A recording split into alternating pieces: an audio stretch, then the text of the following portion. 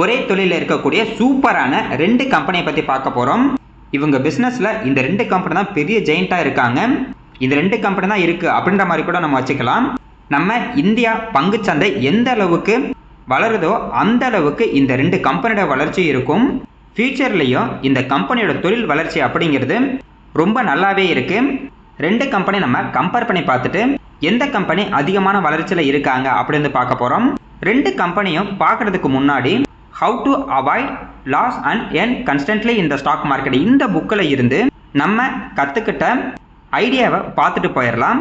அதாவது ஒரு ஸ்டாக் மார்க்கெட்டில் நம்ம ஒரு கம்பெனியில் இன்வெஸ்ட்மெண்ட் பண்ணுறதுக்கு முன்னாடி அந்த கம்பெனியோட பர்ஃபார்மன்ஸ் எப்படி இருக்குது, பிஸ்னஸ் எப்படி இருக்குது அப்படிங்கிறது நம்ம வந்து பார்த்தீங்கன்னா பார்க்கணும். ஃபஸ்ட்டு நம்ம முதலீடு பண்ணுறோம் அப்படின்னு நம்ம யோசிச்சாவே ஃபஸ்ட்டு வந்து பார்த்தீங்கன்னா அந்த கம்பெனி எந்த பிஸ்னஸில் இருக்காங்க, அவங்களோட ப்ரொமோட்டர் எப்படி அப்படின்றத நம்ம வந்து கண்டிப்பாக வந்து பார்க்கணும்.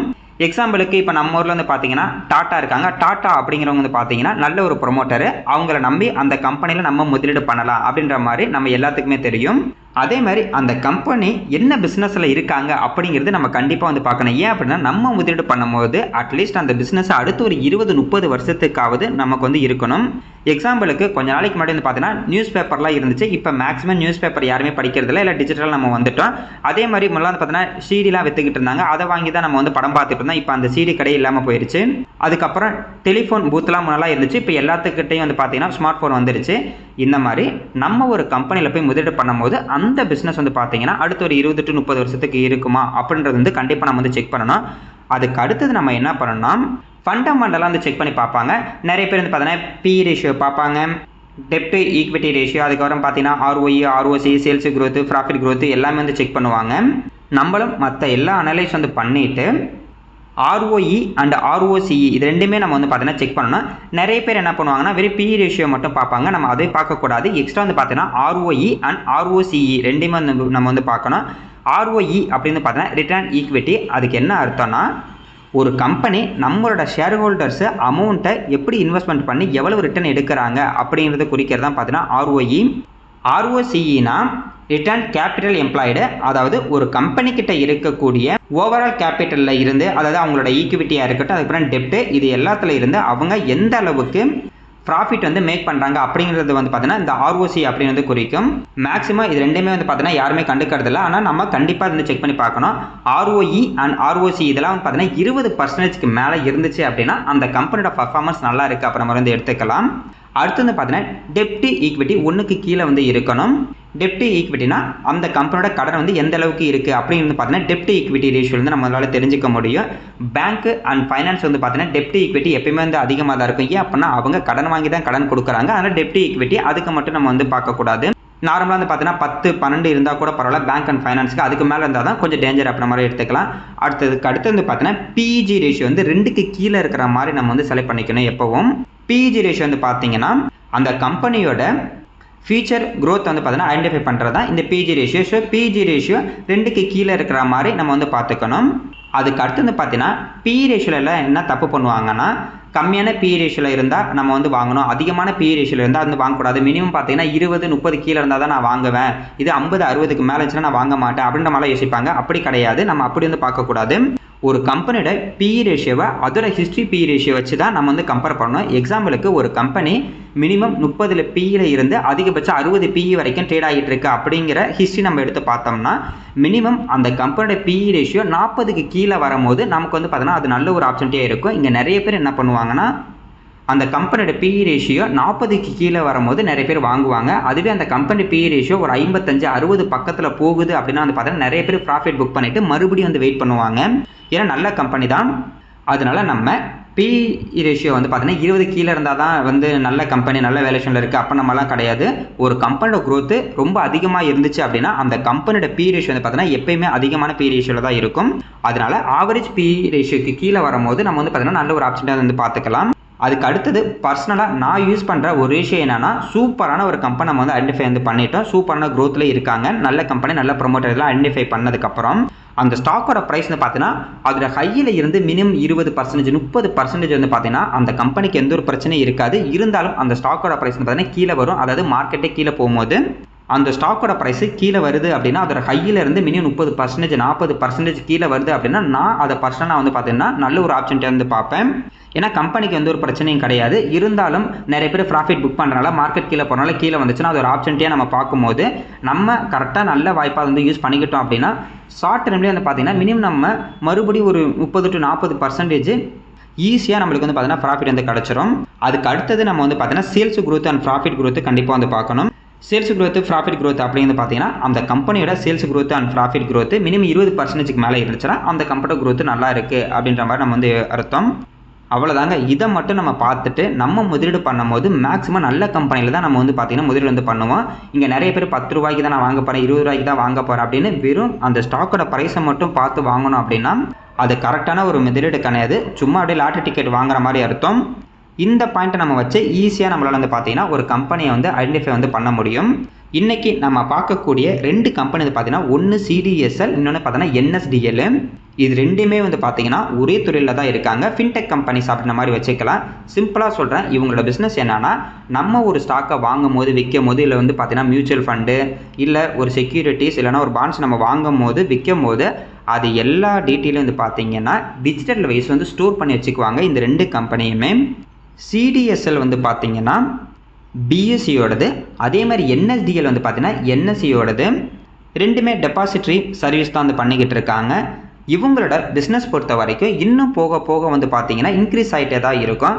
அதாவது யாராவது ஒருத்தர் ஒரு ஸ்டாக்கை வாங்கினா கூட போதும் அந்த ஸ்டாக்கோட டீட்டெயில் எல்லாமே இந்த 2 கம்பெனியில் ஏதாவது ஒரு கம்பெனி தான் ஸ்டோர் பண்ணுவாங்க. நம்ம ஸ்டாக் மார்க்கெட்டு இன்னும் எந்த அளவுக்கு வந்து பெருசாகிட்டு போகுது, அதாவது இந்தியன் ஷேர் மார்க்கெட் எந்த அளவுக்கு வளருதோ அந்த அளவுக்கு வந்து பார்த்தீங்கன்னா இந்த 2 கம்பெனியோட வளர்ச்சி அப்படின்னு வந்து கண்டிப்பாக வந்து இருக்கும். இந்த 2 கம்பெனியில் CDSL வந்து பார்த்தீங்கன்னா ரொம்ப அதிகமான ரீட்டைல் பார்ட்டிசிபேஷன் தான் வந்து இருப்பாங்க. அதே மாதிரி வந்து பார்த்தீங்கன்னா NSDL வந்து பார்த்தீங்கன்னா மேக்ஸிமம் பெரிய பெரிய இன்ஸ்டிடியூஷனல் ஹோல்டிங்ஸ் தான் வந்து இருக்கும். இது ரெண்டாக வந்து பார்க்கலாம்.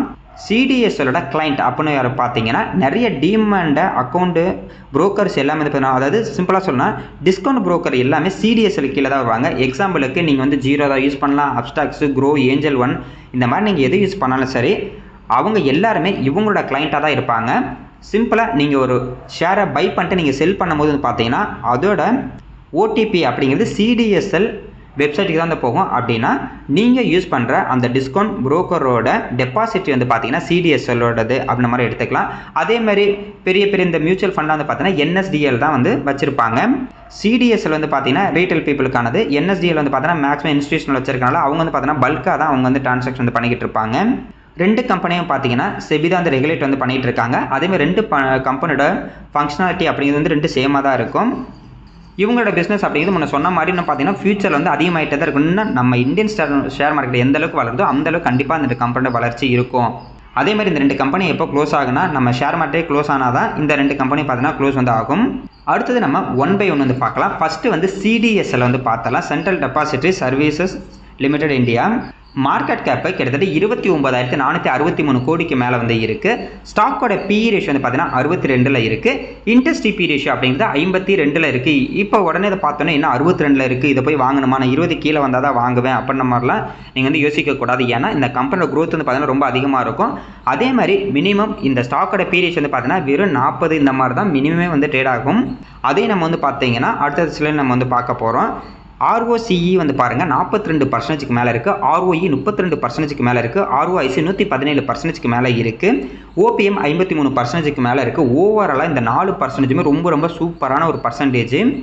இன்ட்ரின்சிக் வேல்யூ 774 வந்து இருக்குது. PEG ரேஷியோ வந்து பார்த்தீங்கன்னா 3.24 இருக்குது. இது வந்து பார்த்தீங்கன்னா PEG ரேஷியோ 2க்கு கீழே இருந்தால் நல்ல ஒரு ஆப்ஷன்ட்டி ஆகிற மாதிரி பார்த்தோம். இப்போதைக்கு வந்து பார்த்தீங்கன்னா இந்த கம்பெனி PEG ரேஷியோ 3க்கு மேலே தான் வந்து இருக்குது. டெப்ட் to equity 0. Price to book value பார்க்கும்போது 16.9ல் இருக்காங்க. ஓவராலாக அந்த ரேஷியோ வச்சு பார்க்கும்போது கம்பெனியோட பர்ஃபார்மன்ஸ் அப்படிங்கிறது ரொம்ப சூப்பராக இருக்குது. ஆனால் அந்த இவங்களோட PEG ரேஷியோ மட்டும் வந்து பார்த்தீங்கன்னா 3க்கு மேலே வந்து இருக்குது. இதுவே 2க்கு கீழே இருந்துச்சுன்னா நல்ல ஒரு ஆப்ஷன்ட்டாக இருக்கும். அடுத்தது இவங்களோட ப்ராஃபிட் அண்ட் லாஸ் ஸ்டேட்மெண்ட் வந்து பார்க்கலாம். ஏன்னா ஒரு கம்பெனியோட ப்ராஃபிட் எந்த அளவுக்கு வந்து அதிகமாகுதோ அந்த அளவுக்கு அந்த ஸ்டாக்கோட ப்ரைஸ் வந்து பார்த்தீங்கன்னா அதிகமாகும். எக்ஸாம்பிளுக்கு லாஸ்ட் 10 வருஷத்தில் ஒரு கம்பெனியோட ப்ராஃபிட் 10 மடங்கு அதிகமாகுதுன்னா மினிமம் அந்த ஸ்டாக்கோட ப்ரைஸ் வந்து பார்த்தீங்கன்னா 10 மடங்கு வந்து அதிகமாகும். மார்ச் 2014 இவங்களோட சேல்ஸ் 89 கோடியாகவும் நெட் ப்ராஃபிட் வந்து பார்த்தீங்கன்னா 50 கோடியாகவும் இருந்திருக்கு. இதுவே மார்ச் 2025 இவங்களோட சேல்ஸ் 1082 கோடியாகவும் நெட் ப்ராஃபிட் வந்து பார்த்தீங்கன்னா 526 கோடி அப்படின்ற மாதிரி வந்து இருக்கு. மேபி அடுத்த வருஷம் வந்து பார்த்தீங்கன்னா இவங்களோட நெட் ப்ராஃபிட் கொஞ்சமாக கம்மியாகிற மாதிரி தான் வந்து இருக்குது. நம்ம வந்து வெயிட் பண்ணி பார்ப்போம். ஏன்னா இப்போதைக்கு 473 கோடி கொடுக்க வாய்ப்பு இருக்குது அப்படின்ற மாதிரி தான் வந்து பார்த்தீங்கன்னா எஸ்டிமேட் வந்து இருக்குது. இருந்தாலும் நம்ம வந்து வெயிட் பண்ணி பார்ப்போம். ஆனால் இருந்தாலும் இந்த கம்பெனியோட ப்ராஃபிட் அண்ட் லாஸ் வந்து பார்த்தீங்கன்னா சூப்பராக இருக்குது. நல்ல ஒரு ப்ராஃபிட் இவங்களுக்கு கிடச்சிக்கிட்டு இருக்கு. ஏன்னா ஓபிஎம் பர்சன்டேஜ் வந்து பார்த்தீங்கன்னா 50க்கு மேலே இருக்குது. அதாவது 100 ரூபாய்க்கு உங்களுக்கு சேல்ஸ் நடக்குதுன்னா கிட்டத்தட்ட 50 ரூபாய் உங்களுக்கு ப்ராஃபிட் வந்து கிடச்சிக்கிட்டு இருக்கு. அடுத்தது பேலன்ஸ் ஷீட் வந்து பார்க்கலாம். பேலன்ஸ் ஷீட்டை பொறுத்த வரைக்கும் நம்ம ரிசர்வ் பார்ப்போம், பாரோயிங் பார்ப்போம், ஃபிக்ஸ்ட் அசெட் வந்து பார்ப்போம். ரிசர்வை பொறுத்த வரைக்கும் இயர் ஆன் இயர் வந்து பார்த்தீங்கன்னா அதிகமாகணும். இப்போதைக்கு செப்டம்பர் 2025 பொறுத்த வரைக்கும் இந்த கம்பெனிக்கு 1534 கோடி வந்து பார்த்தீங்கன்னா ரிசர்வ் இருக்குது. அதாவது இவங்க கிட்ட அமௌண்ட்டாகவே 1500 கோடி வச்சிருக்காங்க. பாரோயிங் பார்த்தீங்கன்னா வெறும் 2 கோடி தான் கடன் இருக்குது. ஃபிக்ஸ்டு அசெட்டை பொறுத்த வரைக்கும் 456 கோடிக்கு மேலே வந்து இருக்குது. மற்ற எல்லா விஷயம் வந்து பார்த்தீங்கன்னா நம்ம எல்லாமே வந்து பார்த்துட்டோம். அதனால் இது 3 பார்த்தா கூட ஓகே தான். பேலன்ஸ் ஷீட்டு ரொம்ப நல்லாவே இருக்குது. அடுத்து நம்ம சிஏஜிஆர் வந்து பார்க்கலாம். லாஸ்ட் 5 வருஷத்தில் இந்த கம்பெனியோட சேல்ஸ் growth வந்து பார்த்தீங்கன்னா 37%, ப்ராஃபிட் growth 38% வந்து இருக்குது. அடுத்தது ஸ்டாக்கோட ப்ரைஸை பொறுத்த வரைக்கும் லாஸ்ட் 5 வருஷத்தில் 40%, அதாவது 5 வருஷத்துக்கு முன்னாடி இந்த ஸ்டாக்கில் ஒருத்தர் முதலீடு பண்ணியிருந்தாங்கன்னா இயர் ஆன் இயர் வந்து பார்த்தீங்கன்னா 40% இந்த ஸ்டாக்கோட ப்ரைஸ் வந்து இன்க்ரீஸ் ஆகிருக்கும். இதில் வந்து நோட் பண்ணி பாருங்கள். டிடிஎம் சேல்ஸ் growth வந்து பார்த்தீங்கன்னா லாஸ்ட் ஒரு வருஷத்தில் 4%, ப்ராஃபிட் growth வந்து பாருங்கள் 11% நெகட்டிவில் இருக்குது. அதுக்கு ஈக்குவலாக பாருங்கள் ஸ்டாக்கோட ப்ரைஸ் வந்து பார்த்தீங்கன்னா நெகட்டிவ் வந்து ரிட்டர்ன் வந்து கொடுத்துருக்காது. ஒரு வருஷத்துக்கு முன்னாடி வாங்கியிருந்தால் இப்போ நம்மளுக்கு வந்து 12% தான் ரிட்டர்ன் கிடச்சிருக்கும்.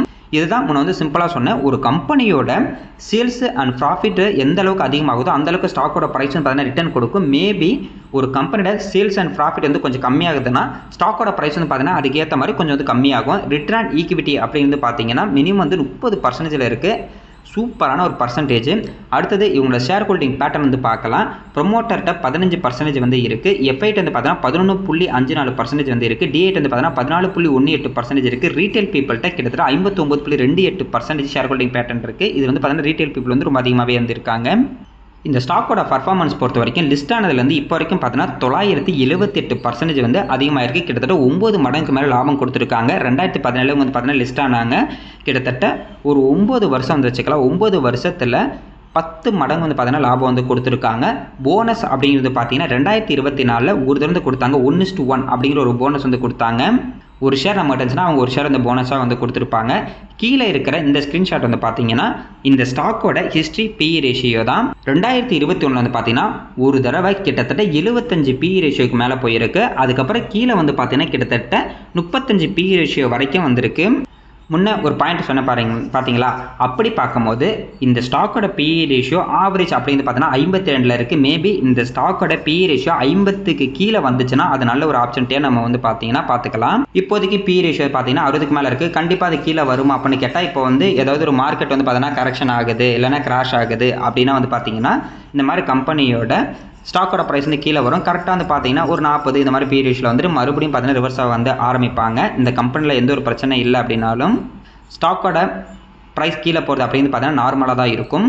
அடுத்தது நம்ம என்எஸ்டிஎல் பற்றி பார்த்தலாம். மார்க்கெட் கேப் அப்படிங்கிறது 20,785 கோடிக்கு மேலே இருக்குது. ஸ்டாக்கோட பி ரேஷியோ வந்து பார்த்தீங்கன்னா 60.7 வந்து இருக்குது. இண்டஸ்ட்ரி பி ரேஷியோ வந்து 52.9 வந்து இருக்காங்க. ஆல்மோஸ்ட் 2 கம்பெனி வந்து பார்த்தீங்கன்னா ஸ்டாக்கோட பி வந்து ஒரே இடத்துல தான் வந்து இருக்குது.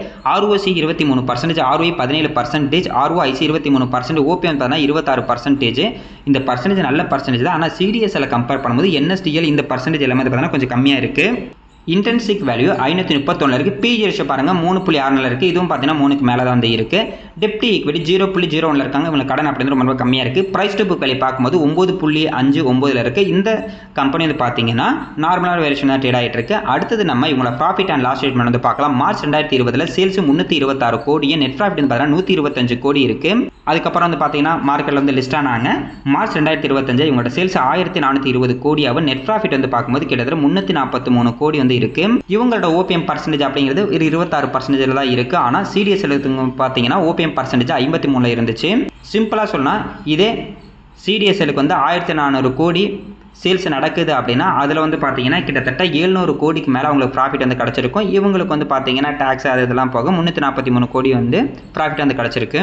ஆனால் இவங்களும் பார்த்தீங்கன்னா நல்ல ஒரு ப்ராஃபிட்டில் தான் இருக்காங்க. அடுத்து நம்ம பேலன்ஸ் ஷீட் வந்து பார்க்கலாம். பேலன்ஸ் ஷீட்டில் ரிசர்வ் வந்து பார்த்தீங்கன்னா 2127 கோடிக்கு மேலே இருக்குது. கடன் அப்படிங்கிறது ஒரு 19 கோடி தான் இருக்குது. ஃபிக்ஸ்டு அசெட் அப்படிங்கிறது 363 கோடியில் இருக்குது. இந்த கம்பெனிக்கு பாருங்கள் ரிசர்வ் வந்து இயர் ஆன் இயர் வந்து அதிகமாகிட்டே இருக்குது.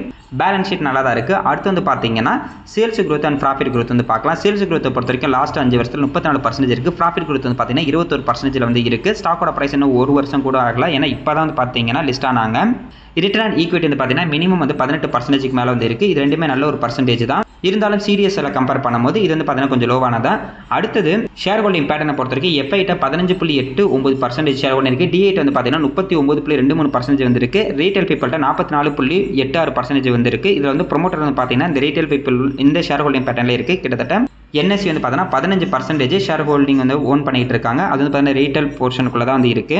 இந்த ஸ்டாக் வந்து பார்த்தீங்கன்னா லிஸ்டிங் கெயின் வந்து நல்லா கொடுத்தாங்க. ஆனால் லிஸ்ட் ஆனதுக்கு அப்புறம் இந்த ஸ்டாக்கோட பிரைஸ் கிட்டத்தட்ட அதோட ஹை வந்து 20% வந்து டவுன் ஆயிருக்கு. இது வந்து பார்த்தீங்கன்னா நார்மல் தான். எந்த ஒரு கம்பெனி வந்து பார்த்தீங்கன்னா லிஸ்ட் ஆனாலுமே ஐபிஓ வந்ததுக்கப்புறம் ஐபிஓவில் நல்லா வந்து பார்த்தீங்கன்னா ரிட்டர்ன் வந்து கொடுத்துருப்பாங்க. லிஸ்டிங் கெயின் அப்படின்னு ரொம்ப சூப்பராக இருந்திருக்கும். அதுக்கப்புறம் போக போக பார்த்தீங்கன்னா கம்மியாக இருப்பாங்க. இது வந்து நார்மல் தான். இந்த கம்பெனி மட்டும் இல்லைங்க, எக்ஸாம்பிளுக்கு ஒரு 100 கம்பெனியோட ஐபிஓ வந்து வருது அப்படின்ற மாதிரி வச்சுக்கலாம். அதில் வந்து பார்த்தீங்கன்னா கிட்டத்தட்ட 90 கம்பெனி ஸ்டாக்கோட பிரைஸ் ஆஃப்டர் ஐபிஓ வந்து பார்த்தீங்கன்னா கொஞ்சம் கீழே தான் வந்து போகும். கீழே போயிட்டு மறுபடியும் பார்த்தீங்கன்னா ரிவர்ஸ் வந்து ஆவாங்க. அதே மாதிரி தான் பார்த்தீங்கன்னா கீழே போயிட்டு இருக்கு. பார்ப்போம் எப்போ தான் வந்து ரிவர்ஸ் ஆகுது அப்படின்னு. இப்போ நம்ம வந்து பார்த்தீங்கன்னா 2 கம்பெனியை பற்றி பார்த்துட்டோம். இந்த 2 கம்பெனி நீங்களும் வந்து அனலைஸ் வந்து பண்ணி பாருங்கள்.